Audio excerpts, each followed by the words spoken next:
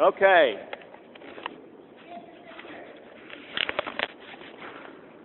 Drinking, horse racing, gambling. Those are vices that have kept ministers in business since the beginning of time. And here's another one of the wonderful recipients of those graces.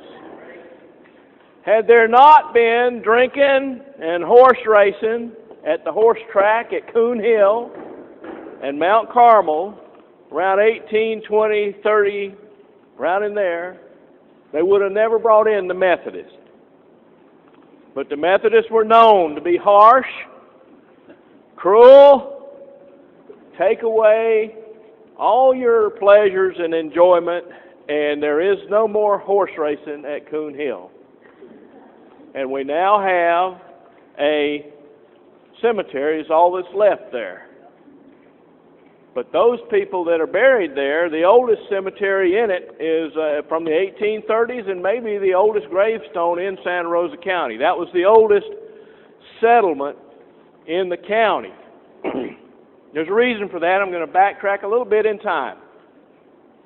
When you look at Florida and you look at all the rivers that come north to south, and you're trying to go, if you're a Spanish guy or an Indian, it doesn't matter who you are, coming from Jacksonville area going west, you got so many rivers to cross, it's just impossible. So people normally chose a route that was a good deal north of the river, of the bays. So the rivers would be much smaller up in the alluvial plain, and they could cross from east to west relatively easy. North-south traffic was pretty simple. You get on the river and you go south. And then you could walk your way back on high ground and then so on. So when you look at those maps and you see all the creeks, it's between the creeks is where people went north and south, up and down. And there was no real reason to go north and south except to go maybe in the wintertime for the Indians to go down to the bay, get them some oysters. A lot of oyster shells around the bay. Temporarily, they'd go down there and camp out and fish and eat oysters and have a big time. In the summer, they wanted to be back up where they could grow their vegetables, hunt, fish, freshwater fishing up on the rivers. And that's why Chumuckla Springs came to be kind of a primary Indian village, which sits, as it turns out, the Spanish recognized the same advantage of that location. At the end of the Spanish Trail, it meets at Chumuckla Springs, and on the other side of Chumuckla Springs was a Spanish fort. When the Spanish got things going, they put a little fort there, mainly to grind corn for the Indians and to bring Catholicism to them.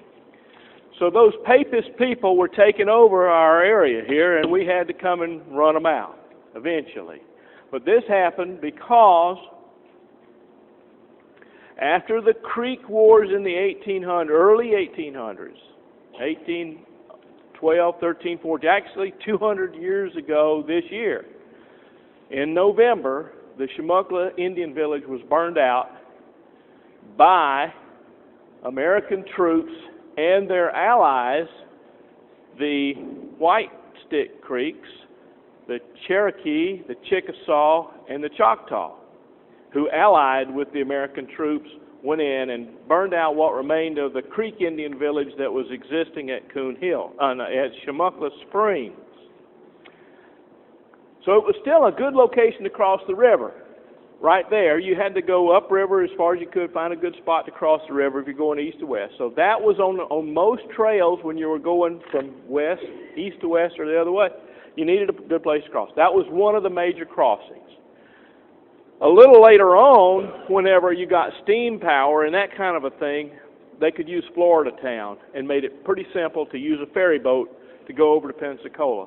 But before that, they had to cross at Chumuckla Springs or all the way up north at Murder Creek, somewhere around Bruton. You could get across fairly easy there. So there was another Indian village up that way too. The Indians put their villages where they could get reasonable access to the water without being flooded out, and so on. So the same thing stood as people were moving in and developing as pioneers where the Indians had been.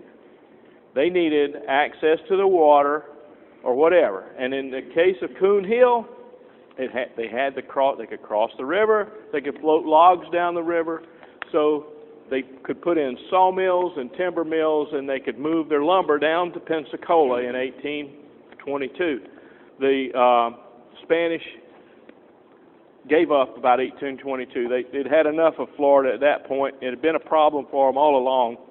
They actually, before that time, had allowed some of the settlers from the American colonies to come on down anyway and settle because they couldn't take care of the whole thing themselves, and they needed people here. Some of the earlier people here were the Jernigans, the Campbells, so on. A lot of the names that you see in the area today were drifting down in the early, right after the Creek Wars of 1813-14. They came and settled in that area. And Coon Hill, Chumuckla Springs, it was just an ideal location, and so they could start up their lumber and timber business. But they had the horse racing track that got going pretty hot and heavy around the 1820s and 30s, and so somebody went out and found them a Methodist minister that had enough gumption to come into the area and tame it. Ruined everything. Started up a church at Coon Hill, and it was not too long in existence before they actually split the church in half, and they had two meetings, Methodist and Baptist. And the Baptists have never really understood how things work, so they had to have their own time of day in the same church. So in the morning, the Methodists, in the afternoon, the Baptists. But what happened was everybody knew everybody anyway, and so you went to church. If you were Baptist, you went to both services. You went to the Sunday morning service with the Methodists, you had lunch with everybody there, and you stayed for the Sunday afternoon service with the Baptists. You had dinner, and then it was getting dark, and you started home. It would be dark before you were home, and Alvin's grandparents told him of driving those wagons home in the dark, and you just turned the mule loose, or the horse, and whenever the horse stopped, you were home, because the horse knew where to go. It would go right to the gate, stop, everybody wakes up, gets out, goes in the house. And sometimes on those little roads, they were logging roads, they weren't like our logging roads, they were just trails through the woods. There wasn't enough room for one wagon to go around the other. If somebody happened to come the other way in the dark, you didn't know until you ran right up on them. And the horses would stop, and somebody had to unhitch and pull things around to the side, or at least lead the horses around. And it was different. There were no paved roads, and it was a pioneer settlement, and that was Coon Hill. Things went on pretty well at Coon Hill as long as they kept out the horse racing and drinking. But they came to, after the war, things began to move along, and other settlements began to move in where more new timber was being developed, and so the population would shift a little bit to feed off the timber. And that's why two new churches sprang up, one called Juniper Grove Church and Spring Hill Church. Spring Hill is almost due west of here, about a mile or 2 miles maybe over there. That was Spring Hill, and then Juniper was about 4 or 5 miles, maybe 6 miles south of there, the other side of the Chumuckla Gin, between where the Gin was and where Coon Hill was. So it's half. So the Coon Hill Church began to lose population as gradually Coon Hill died down. It was a really going concern for a long, long time. And then it finally died out, and Juniper and Spring Hill became the centers of religious activity. And they still had multiple church services in each of those churches. There were 3 churches that met in the Juniper Grove church. That was the Methodist and the Baptist and the Pentecostal. And gradually, by the late 1800s, the Methodists decided that they wanted to get a little closer to now what was the center of activity and draw in more access to more of their people, and they went to build a church at, I believe this was 1907 actually, the actual old Chumuckla Church at near the Gin. If you go down to where the Gin, and we all say you go to the Gin, and it hasn't been there for 50 years, but you say go to the Gin and you turn left, well, okay, so right there to the left of the Gin, about a couple hundred yards back in the woods, is where the church was put. And I think it was only half built when a hurricane came through and flattened it. But they went right back in and put it back together. 10 years later, it was nearly flattened again, and they took all the nails out. Everybody in the church came, put it all back together again. So that church went through quite a lot of changes. And then you have a map.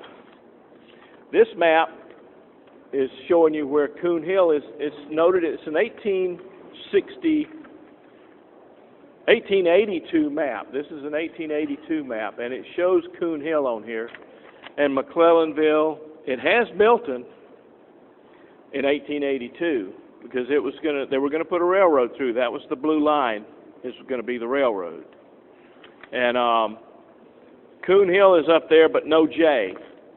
J still was not in existence in 1882 as a town. There was some population starting to build up there. They had their racetrack from way back. It was probably already out of business. One of the reasons that racetrack came to be is because the Spanish were really proud of their horses. They had a lot of nice horses, and they were all settled up in these areas. And they got a little bit nervous whenever the Americans took over Florida, and most of them left Dodge before they got rounded up, because a lot of the people in what had been the Mississippi Territory and became Alabama were a little unhappy that some of their slaves were coming down here and finding some freedom among the Spanish.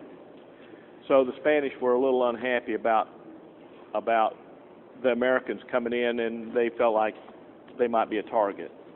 Anyway, so that map helps you to understand that there wasn't a lot of development in the area. Coon Hill was the center up until late 1800s, and then gradually, as the trees disappeared, people began with cotton, and as that cotton came in and began to make people a living, the gin at Chumuckla came in, and actually that ginning mill was replaced at least once over the course of its lifetime, and ginned a lot of cotton.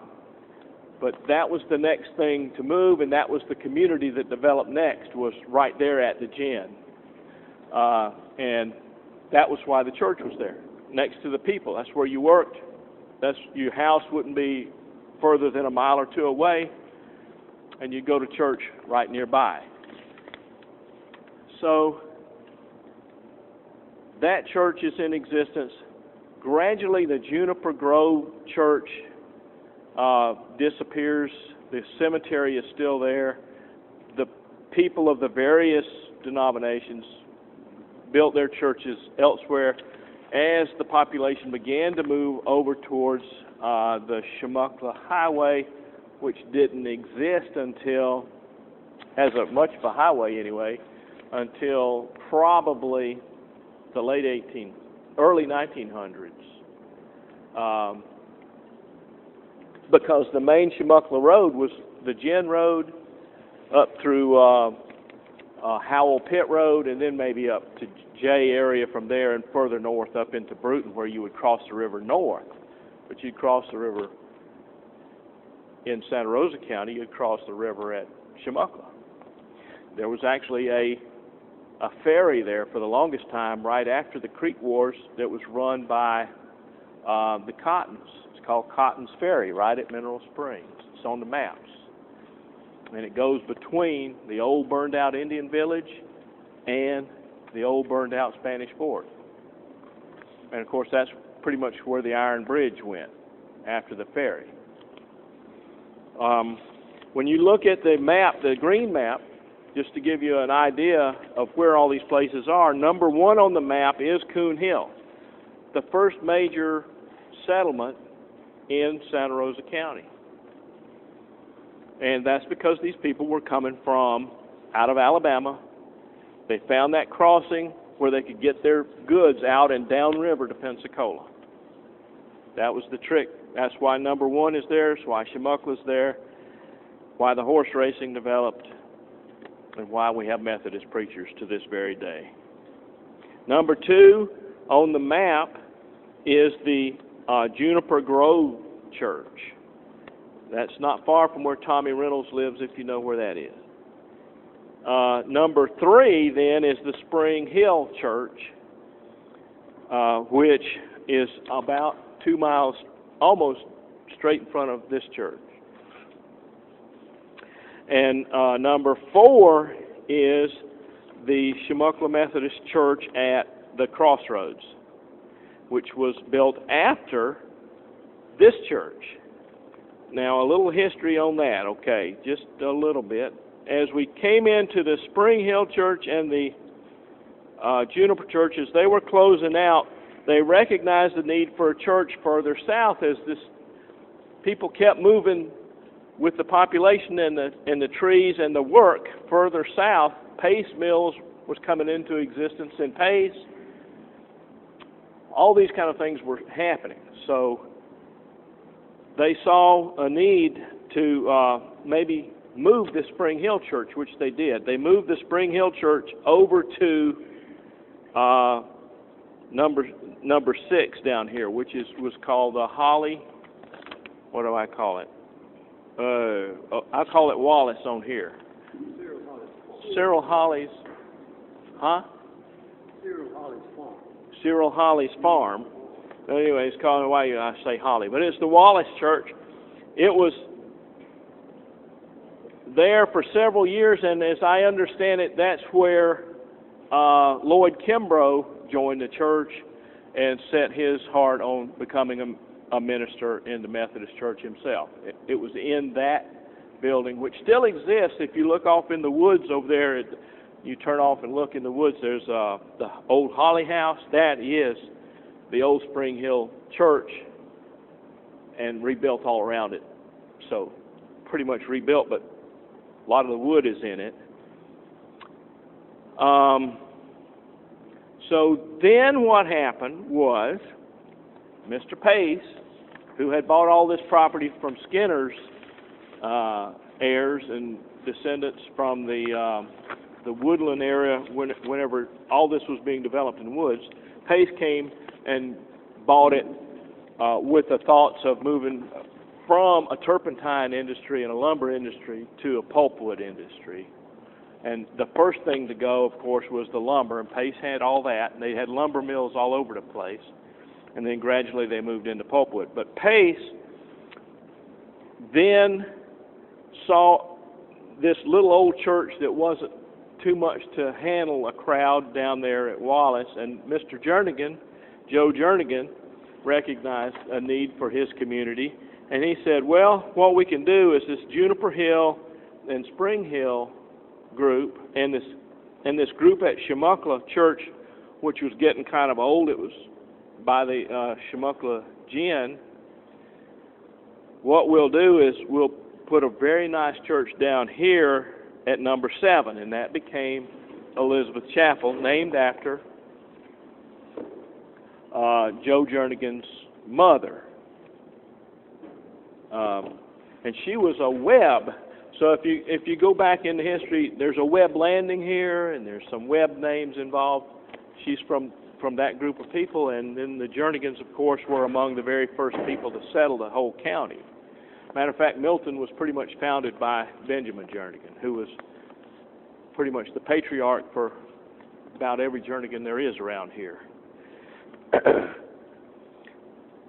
So they put this church here, the Elizabeth Chapel, was a nice brick church, and it was built, about 1937.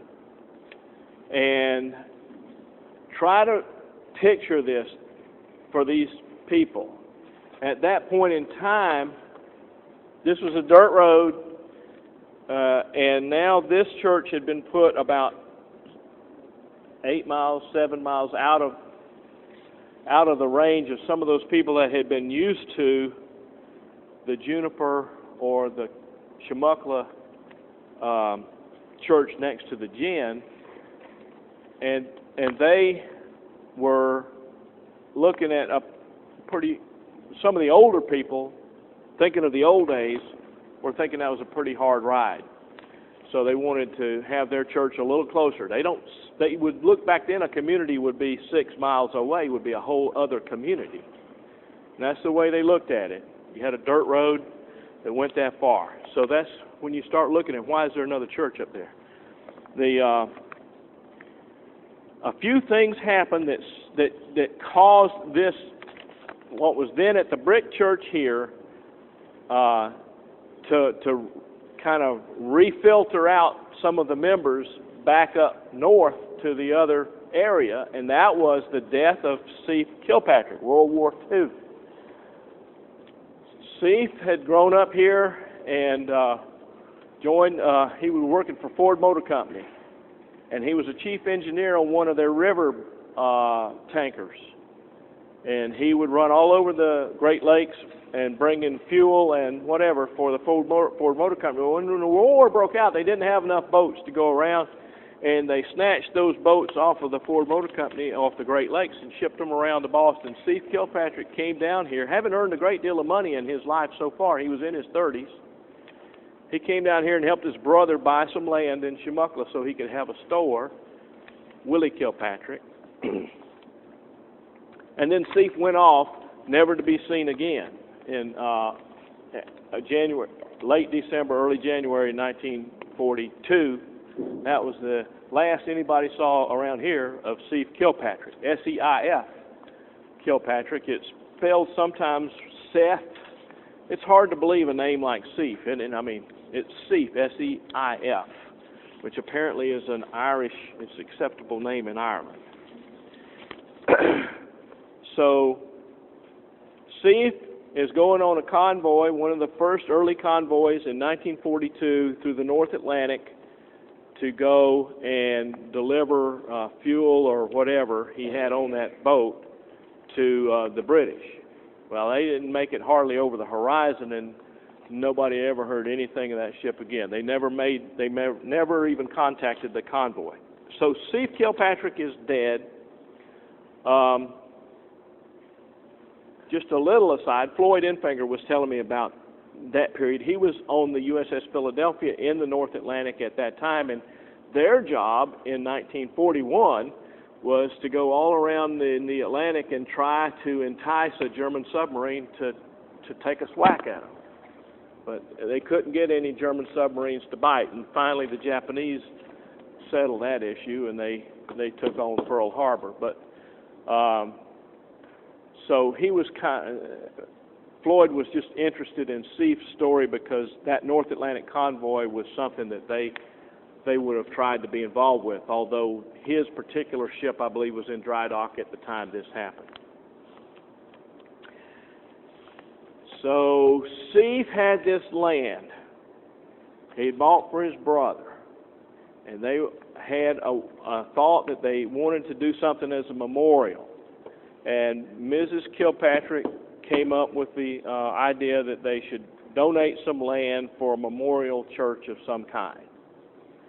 Word got out that she was thinking like that, and then Alvin's grandmother walked over there from where they lived, back near a mile or so from the Gin, and walked over there to visit with her one day and said, "We'd like to have a Methodist church over here where us old folks can go to church again," because they kind of gotten out of the habit.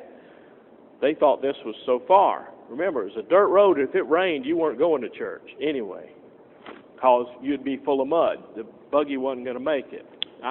If you ever drove on the Chumuckla Springs Road before it was paved, that was some dangerous driving. So this whole Chumuckla Highway was like that in 1940. So she convinced them to do that. They wrote up a deed, and they gave the property to start a Methodist church there.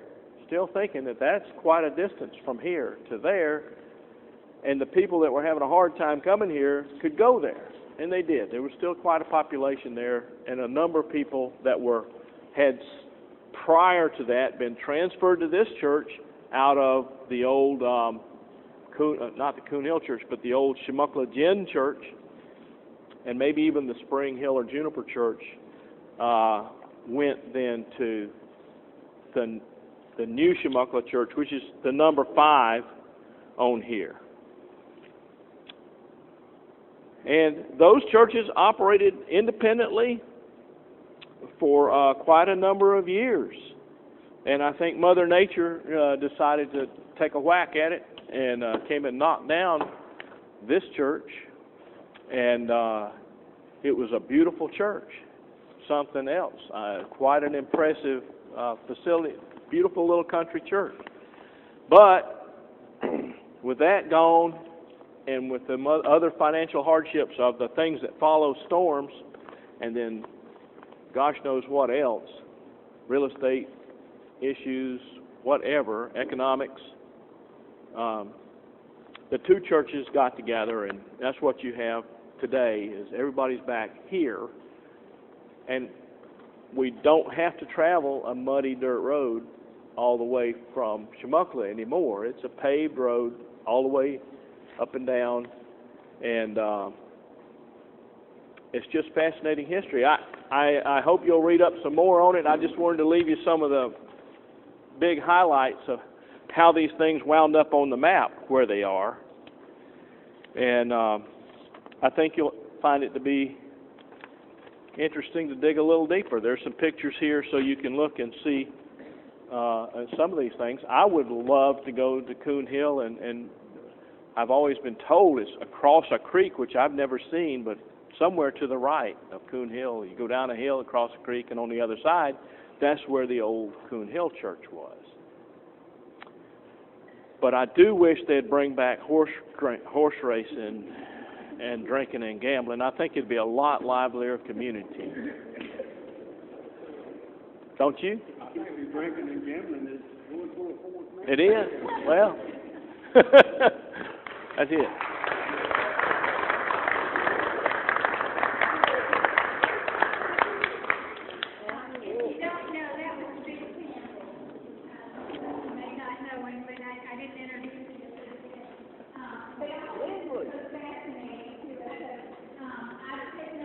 Of being a historian for the church, so I've collected these things from the Chumuckla United Methodist Church and Elizabeth Chapel.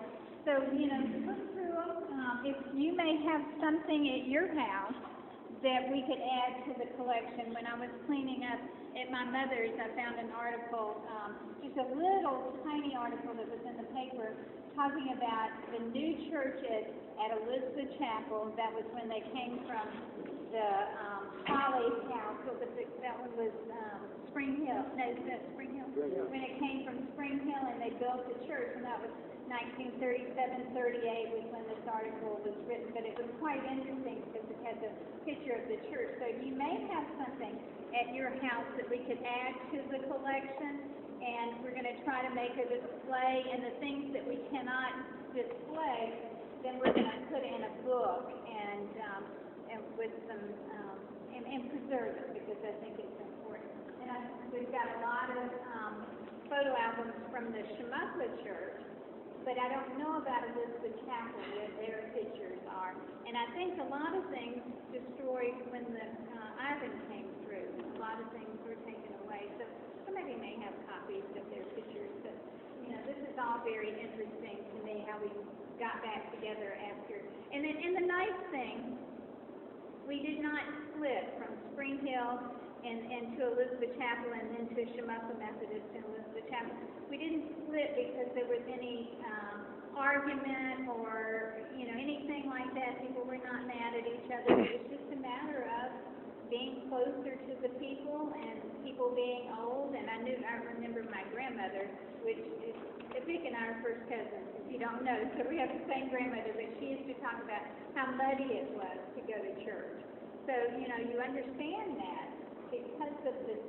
We think it's just so short. I mean, it's 5 miles. That's a short place and time, but, you know, back then it was a long effort. It took a lot of effort to get to church, and people couldn't go. But I remember my grandmother in letters talking about coming to church at Elizabeth Chapel at one time, and like in the morning, and going to Chumuckla Church at night. My grandfather, which was a Campbell, he wanted to go to Chumuckla Church, and my grandmother really wanted to come to Elizabeth Chapel. But she, you know, when time went by, she decided she would head to Chumuckla Church. So, you know, it's a very interesting part of the history. And I have a friend, and his name is Nick Gandy. Do you know him? Gandy knows. He's a young man going to the seminary. He's been teaching school. And he's taken on to go, his grandfather was Luther Gandy. Some of you remember Luther Gandy? No, you remember Luther. He preached here at 68, I think. He's taken on to go to all the Methodist churches that his grandfather preached in, which I think that's great. He's been all over Alabama, all over this area, taking pictures and putting on Facebook pictures of these little Methodist churches that his grandfather had preached in. And then Nicholas is going to be a preacher, but he's preached in a lot of these little Methodist churches all over. So it's interesting history that has come around. But take some time and read through, look at the pictures, and even have a picture of Martha, Elizabeth, Jernigan with the church. The name of this church came from Elizabeth Chapel.